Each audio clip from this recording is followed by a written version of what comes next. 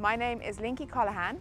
I work as part of the forage technical team at Lallemand Animal Nutrition. Producers can maximise silage quality throughout the season by doing a pre-cut test before every cut of silage to know the quality of the grass that they're putting into the clamp.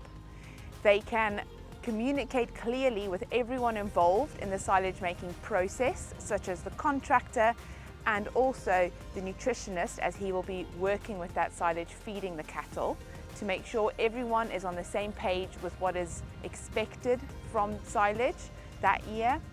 And the farmer can make sure that he has everything ready at least 1 week before the silage is due to be made, so that if anything happens to the weather, they have that flexibility to be able to go a little bit earlier and get that silage in the clamp in the best weather window possible.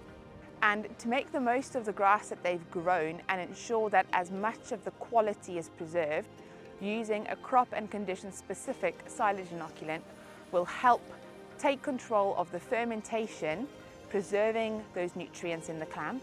And then when you feed that silage to the animals, the inoculant will help to keep that silage stable, so as many nutrients are taken from the clamp to the cow.